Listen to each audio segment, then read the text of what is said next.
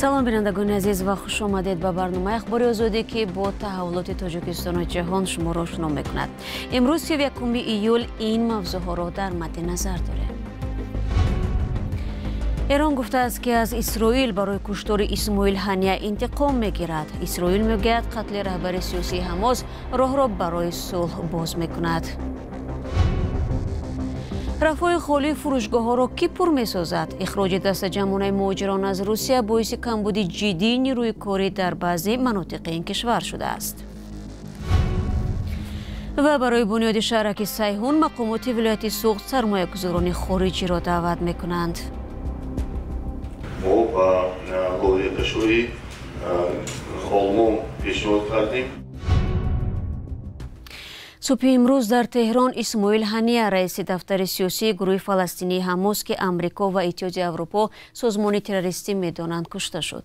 исмоил ҳания як рӯз қабл аз ин ҳодиса дар остонаи маросими савгандёткунии масъуд пезишкиён раиси ҷумҳури эрон бо ӯ ва алии хоманаӣ раҳбари ҷумҳурии исломӣ дар теҳрон дидору гуфтугӯ дошт. сипоҳи посдорони эрон субҳи 31 июл дар хабарномае гуфт ки маҳалли истиқомати исмоил ҳания дар теҳрон мавриди қарор гирифт ва дар пайи ин ҳодиса ӯ як нафар аз муҳофизонаш кушта шуданд. раҳбарони эрон исроилро масъули ҳамла номиданд, вале то ҳол тафсилоти зиёде дар ин бора нашр нашудааст.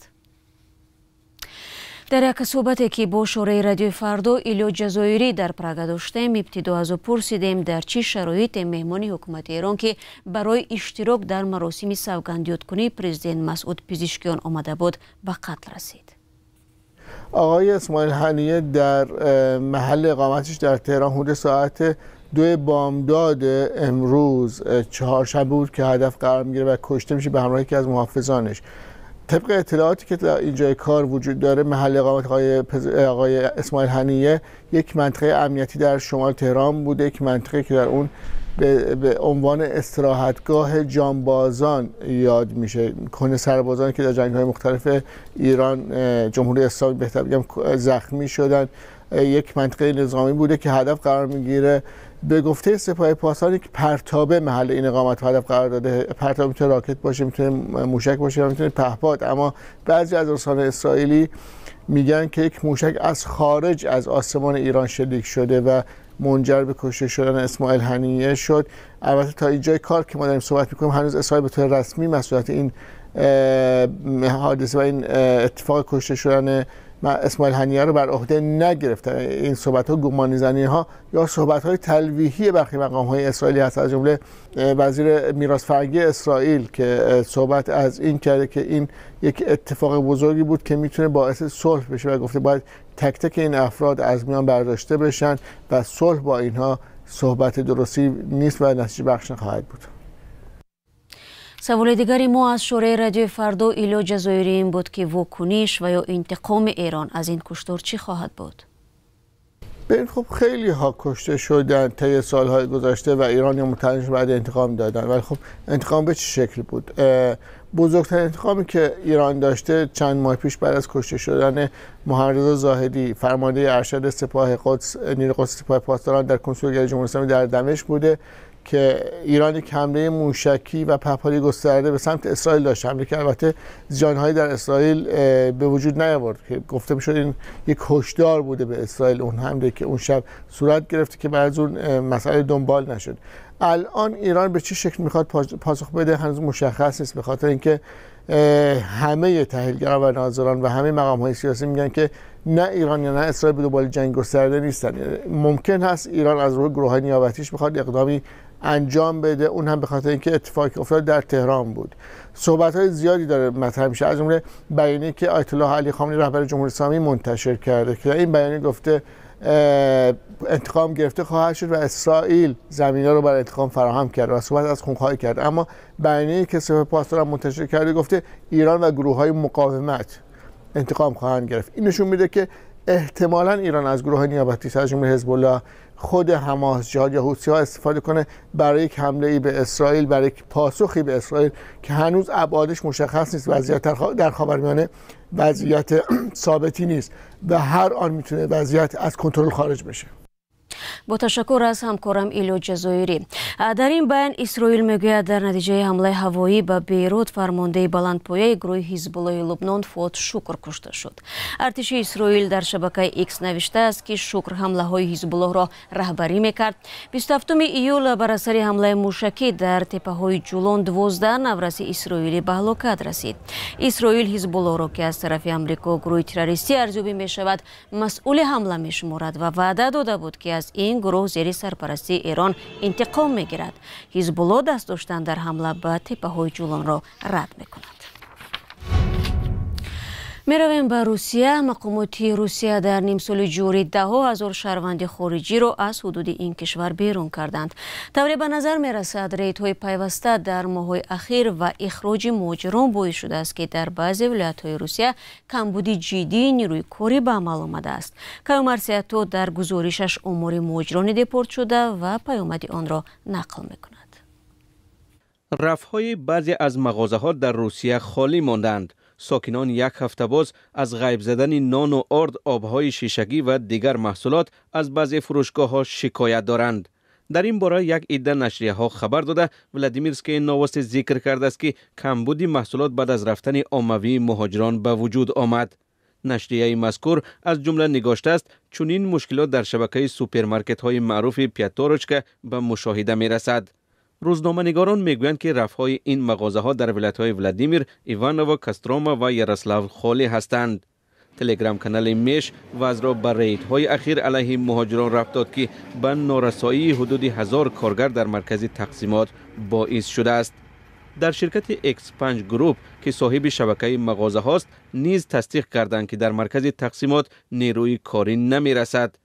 یکی از کارمندان شبکه به خبرنگاران گفته است رهبریت همه مهاجران به حجت را از کار رانده است. پیشتر ریاست کارهای داخلی ولایت یاروسلاو خبر داده بود که در ماه ایول نیروهای امنیتی در مؤسسه های سودای یکلخت و چکنه عملیات انجام دادند. در پی سنجش‌ها آنها بیش از 40 مورد نقض قانونگذاری مهاجرت را آشکار کردند. اما رهبریت شبکه مغازه‌ها در شرح خود به خبرنگاران گفته است که نرسیدن کارگران یک مشکلی موسمی است. عین زمان در مرکز تقسیمات ولایت یاروسلاو کمبود موسمی قوه کاری مشاهده می شود که به عامل‌های بازار بیرونی از جمله رفتن مهاجران کاری به وطنشان وابسته است. برای حل این گونه مسئله ها ما از منطقه های همسایه روسیه که در آنجا با کادرها مشکلات وجود ندارد ذخیره های علاوگی مهنتی را جلب میکنیم. پیش آمدن کمبود نیروی کاری در منطقه های روسیه در حال است که بنا به اطلاع خدمات فدرالی اجراچیان سعودی در نیم سال جاری از قلمرو این کشور تقریباً 40,000 شهروند خارجی برای نقض قاعده های مهاجرت رانده شدند. در این نهاد یادرس شدند که مهاجران بی‌حجت یا غیر قانونی، شهروندان خارجی و شخصان بی‌شهروند را بر اساس قرار دادگاه مجبوری از روسیه میرانند. اما قانونی که روز 23 ایول قبول شد اکنون به ماموران پلیس هم اجازه میدهد که به حکم دادگاه و در مدت 2 شبانه روز مهاجر را از روسیه اخراج کنند. برنامه را با گزارش از تاجیکستان ادامه میدیم. امسال مرکز ملی تستی نقشه قبول داوطلبان را به مکاتب عالی و مخصوص این کشور کم کرده است. چرا؟ در گزارشی برای صوفی میبینیم. بعد از چند سال اجرا نشدن نقشه قبول داوطلبان با مکاتب عالی و میانه مخصوص تاجیکستان با پیشنهاد مرکز ملی تستی چنین نقشه در سال جاری حدود 10% کم کرده شده است. سبزعلی جعفرزاده مدیر مرکز ملی تستی در نشست خبری نهاد زیر رهبریش سبب کم کردن نقشه قبول داوطلبان در سال جاری را شرح داد. در اینجا مسائل تکرارشوی اختصاص‌ها وابسته به سمت دانشکده و دانشگاه‌ها معین کردن اختصاص‌هایی که به داوطلبان پیشنهاد کرده می شود و البته وابسته به پیشنهاد ما بعضی قرارها قبول کرده شدند. با گفته نماینده دیگر مرکز ملی تستی سال جاری برای قبول داوطلبان کمی بیشتر از 96,000 جای مقرر شده است، در حالی که این رقم در سال گذشته زیاده از 105,000 بود. سال جاری نزدیک 100,000 داوطلب ثبت نام شده است. موافق نتیجه های تقسیمات ما همگی 65266 نفر داوطلبی در امتحانات اشتراک کرده فالوی گزارش و سوالشپر رو تقسیمات کردیم. از جمله تعداد داوطلبان دوره تحصیلات عمومی اساسی صنف نهم 9024 نفر که این برابر است با 57 از 136 درصد شماره داوطلبانی در امتحانات اشتراک کرده فالوی گزارش صالح شده یعنی در زمینه صنف نهم. صنف 11 هم باشد 55342 نفر رو تشکیل می‌دهد که این برابر است با 80 درصد شماره داوطلبان دوره تحصیلات میانه عمومی. با گفته عبدالواسط شادینیا حالا کمی بیشتر از 20000 داوطلب امکان شرکت در تقسیمات تکراری را دارند. دوری دوم تقسیمات داوطلبان با مکتب‌های عالی و میانه مخصوص از 12 تا 15 آگوست برگزار خواهد شد. کم شدن شماره داوطلبان تحصیل در مکتب‌های عالی تاجیکستان بعد سال 2021 و قبول قانون نوی دعوت به ارتش سر شد. قانون پیشینه دانشجویان را از عهده‌داری‌های حربی آزاد می‌کرد. وقتی که این بند قانون بیکار شد، صف دانشجویان نیز با مراتب کاهش یافت. بنابر بند نوی قانون، ختم کننده های کافدرهای حربی دانشگاه ها نیز دیگر از خدمت در ارتش آزاد نیستند.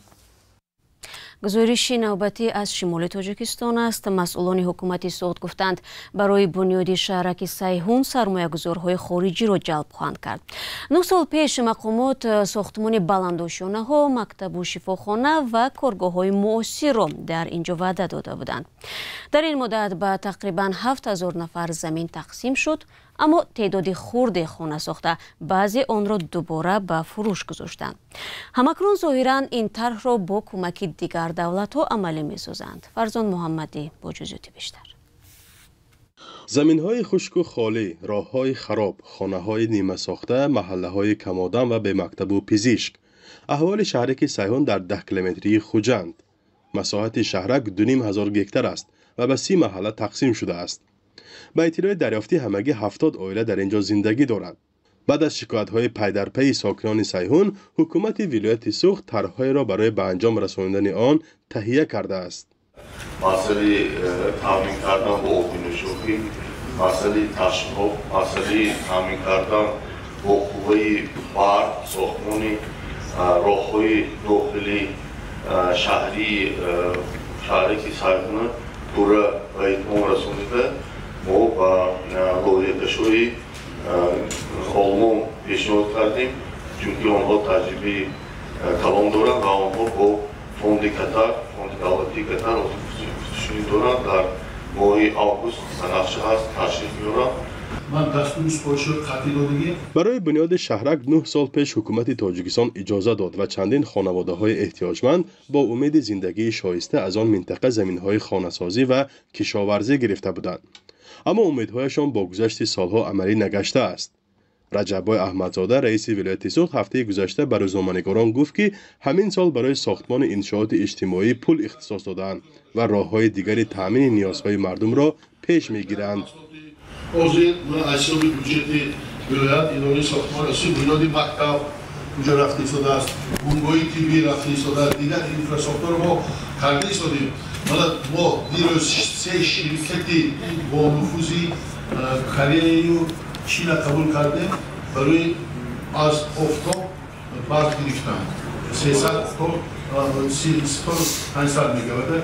همین هم علاقه همین لایحه شده است. ما زمین هم شروع کردیم برای ماندنی همین های آفتابی، استانسیون آفتابی برای استیشن برق.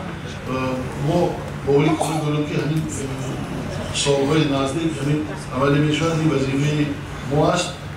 شهرک سیحون با گنجایش از 200 تا 300 هزار اهالی قرار بود اهالی افزاینده ولایت و مردم محتاج خانه را با منزل و زمین تامین کند، ولی به نظر می رسد که این راه آسان و نزدیک نیست. فرزان محمدی، رادیو آزادی از شهرک سیحون. بینندگان عزیز، رسیدیم به پایان نشر نوبتی اخبار آزادی. از همراهیتان منت داریم. اگر میخواهید در جریان خبرهای روز باشید، پس به وبسایت azadi.org و صفحه رادیو آزادی در فیسبوک و تلگرام، ایکس و اینستاگرام و تیک تاک و یوتیوب وارد شوید. شما رو فردا در برنامه منتظریم. خود را احتیاط کنید و خدا نگهدار هر یک شما باشید.